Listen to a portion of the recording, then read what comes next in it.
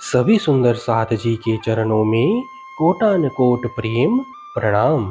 सुंदर साथ जी, पिछली वीडियो में हमने श्री परिक्रमा ग्रंथ के प्रकरण 3 की 160 तक की चौपाइयों का पाठ पूर्ण किया था। आज हम आगे की चौपाइयों का पाठ करेंगे। सुंदर साथ जी, अगर आपको यह वीडियो अच्छा लगे तो प्लीज़ लाइक करें और जो भी सुंदर साथ आपके साथ जुड़े हुए हों उन सबको भी यह वीडियो अवश्य शेयर करें।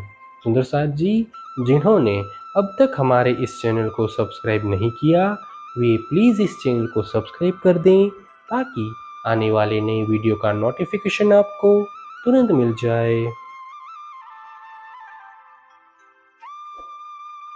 जाको लगी सोई जाने, मुखवरनी न जाए बखाने। खेल मांग के आइया जीत, धनी आय के बैठे तीत। यह वाणी जिनके हृदय को बींध देती है वे ही इसके महत्व को समझ सकते हैं, इसीलिए इसका वर्णन संभव नहीं है। खेल देखने की मांग कर हम जहां आकर बैठ गई, श्री राज जी भी उसी मूल मिलावे में आकर विराजमान हुए।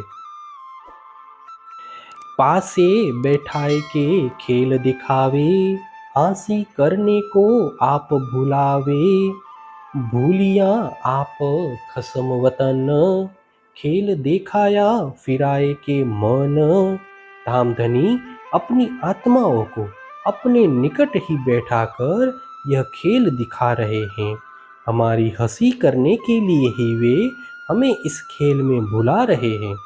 धामधनी ने ऐसा खेल दिखाकर हमारा मन भ्रमित कर दिया कि हम स्वयं को, धामधनी को तथा परम धाम को ही भूल गई।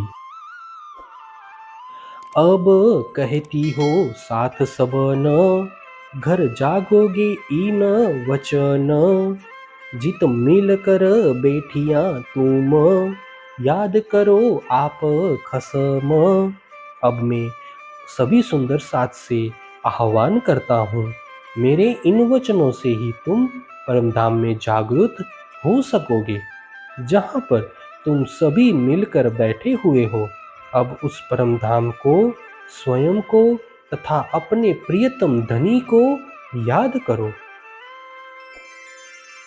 तले भोम थंभो की जुगत, कही जाए न बानी सो विगत। इत बड़ा चौक जो मध, ताकि अति बड़ी शोभा सनंद। रंग भवन की प्रथम भूमिका यानी मूल मिलावे में बड़ी युक्ति पूर्वक स्तंभ सुशोभित है। इस वाणी से उनका वर्णन नहीं हो सकता है। यहाँ पर मध्य में एक विशाल चौक है जिसकी शोभा ही अद्वितीय है। आगे पीछे थंभों की हार, दाएं बाएं दोनों पार।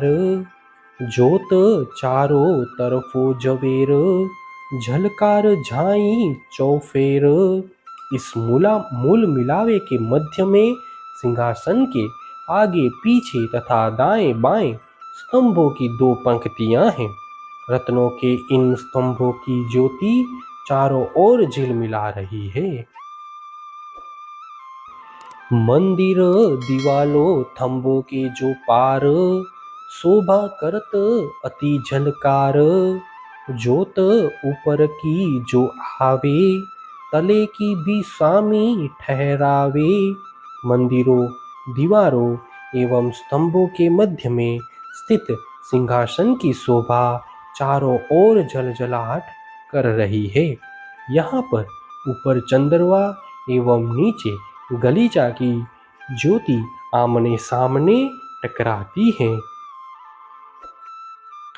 इत अनेक विधों के जो नंग, ताकि किरणा उठे कई रंग। आवत सामसामी अभंग, सो मैं क्यों कहूँ नूर तरंग। यहाँ विभिन्न प्रकार के रत्न जड़ायमान हैं, उनसे भांति भांति के रंगों की किरणें उठती हैं और ये किरणें आमने सामने से आकर परस्पर टकराती है। मैं इनकी तेजोमय तरंगों का वर्णन कैसे करूं? इत याही चौक के बीच बिछाया है दुलीच, दुलीचा भी वाही रसम, ताकि अति जोत नरम पसम। मूल मिलावे की इस हवेली के मध्य के चौक में एक गलीचा बिछा हुआ है। यह गलीचा परमधाम की दिव्यता के अनुसार अत्यंत कोमल एवं प्रकाशमान है।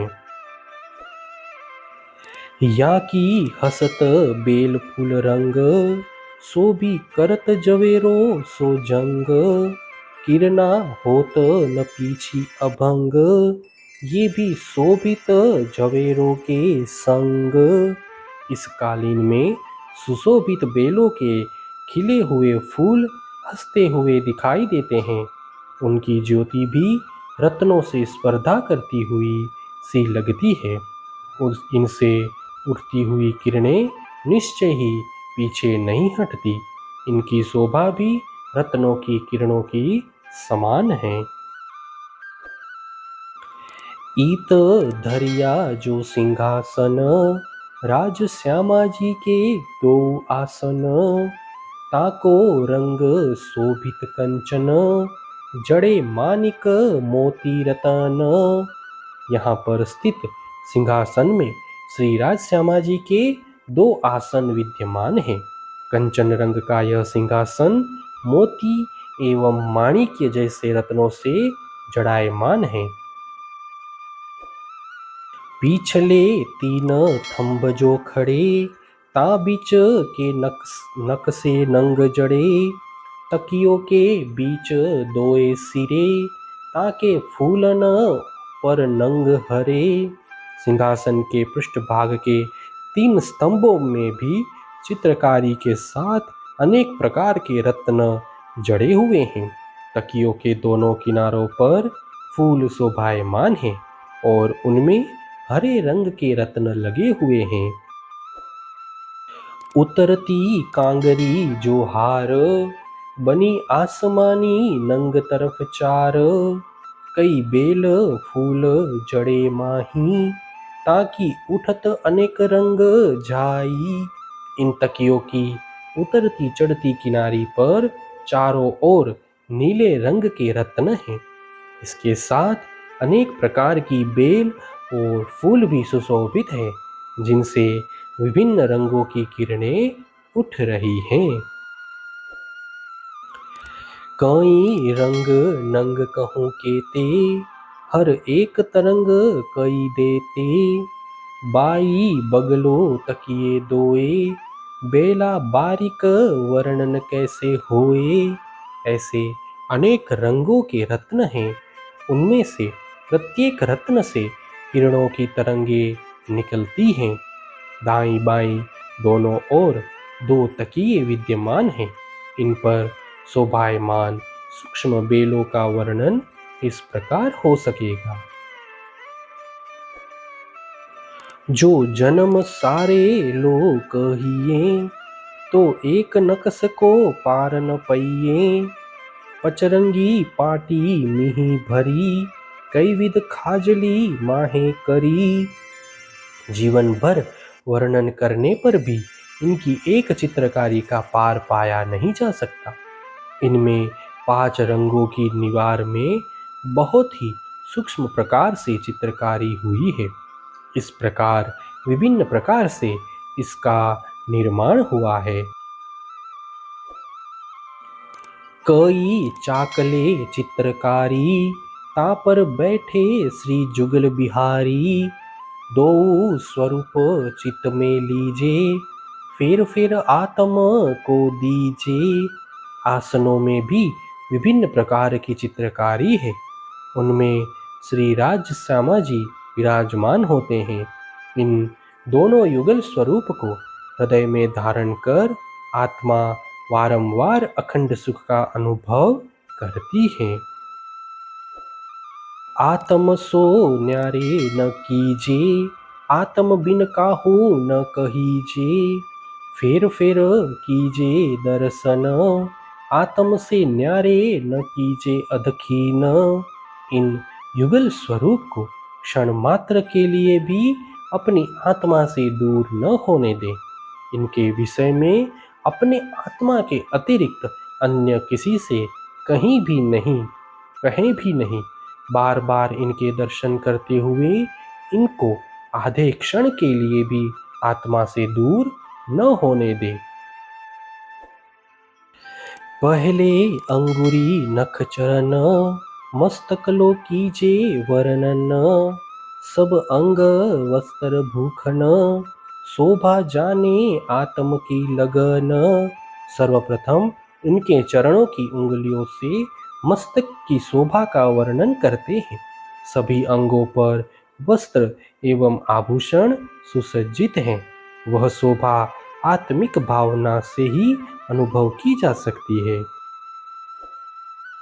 यो स्वरूप दो चित्त में लीजे अंगवार डार सब दीजे। गलित गात सब भीजे जीव भान भून टूक कीजे। इस प्रकार इन युगल स्वरूप को हृदय में धारण कर उन पर स्वयं समर्पित हो जाएं। प्रेम की मस्ती में हृदय को द्रवित करते हुए अपने प्राणों को ही समर्पित कर दे। रंग करो विनोद हास साचा सुख लियो प्रेम विलास।